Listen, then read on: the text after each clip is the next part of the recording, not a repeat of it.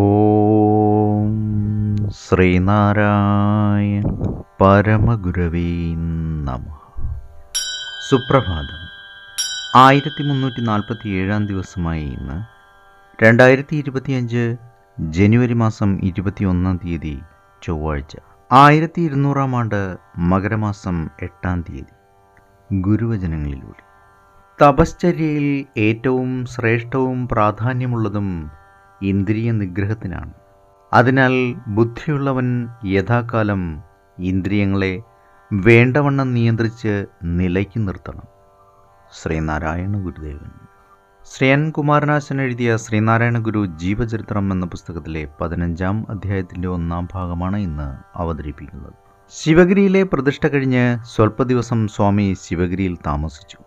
അതിനുശേഷം സന്യാസി ശിഷ്യന്മാരിൽ ചിലരെ മഠത്തിൽ താമസിപ്പാനും ചിലരെ പുറത്തുപോയി മതസംബന്ധമായ പ്രസംഗങ്ങൾ കൊണ്ടും മറ്റു പ്രകാരത്തിലും ജനങ്ങളുടെ ഗുണത്തിനായി യത്നിപ്പാനും ആജ്ഞാപിച്ച് അയച്ചുകൊണ്ട് സ്വാമി വീണ്ടും വടക്കോട്ടേക്ക് യാത്ര ചെയ്തു. വഴിക്ക് ചേർത്തല ഇറങ്ങുകയും സ്ഥലത്തെ സ്വജനങ്ങൾ സ്വാമിയെ ഭക്തി ബഹുമാനപൂർവ്വം സ്വീകരിച്ച് സൽക്കരിക്കുകയും ആലുവയിൽ ഒരു മഠം പണിയുന്നതിന് വകയ്ക്കായി കുറേ പണം ജനങ്ങൾ കാണിക്ക വയ്ക്കുകയും ചെയ്തു. അവിടെ നിന്നും സ്വാമി ആലുവയിലെത്തി താമസിച്ചു. ആ അവസരത്തിൽ തലശ്ശേരി ജഗന്നാഥ ക്ഷേത്രത്തിൽ ഇടവമാസത്തെ ഇളനീരഭിഷേകത്തിന് സ്വാമിയുടെ സാന്നിധ്യം ആവശ്യപ്പെട്ട് ക്ഷേത്രഭാരവാഹികൾ വന്ന് ക്ഷണിക്കുകയും വീണ്ടും സ്വാമി തലശ്ശേരിക്ക് പോവുകയും ചെയ്തു.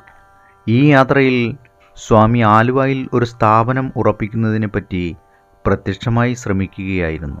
ജഗന്നാഥ ക്ഷേത്രത്തിൽ അന്നത്തെ ഇളനീരഭിഷേകം സംബന്ധിച്ചുള്ള നടപരവിൽ ഒരു ഭാഗം ആലുവയിലെ സ്ഥാപനത്തിൻ്റെ ചിലവിലേക്കായി സമർപ്പിക്കാൻ ക്ഷേത്രഭാരവാഹികൾ തീർച്ചയാക്കുകയും അപ്രകാരം ചെയ്യുകയും ചെയ്തു. തലശ്ശേരിയിൽ നിന്നും സ്വാമി ഉടനെ ആലുവയിലേക്ക് മടങ്ങുകയും അവിടെ മുൻപ് സൂചിപ്പിച്ചിട്ടുള്ളതും ഇപ്പോൾ സ്വാമി ആശ്രമം സ്ഥാപിച്ചിരിക്കുന്നതുമായ പുഴവക്കത്തുള്ള പറമ്പ് തീരെഴുതി വാങ്ങുകയും ചെയ്തു. ഏവർക്കും നന്മ നിറഞ്ഞ ഒരു സുദിനം ആശംസിച്ചുകൊണ്ട് നിർത്തുന്നു. നന്ദി, നമസ്കാരം. ഗുരുധർമ്മം ജയിക്കട്ടെ. ശബ്ദം നൽകിയത് സുജീഷ് മഹേശ്വരി.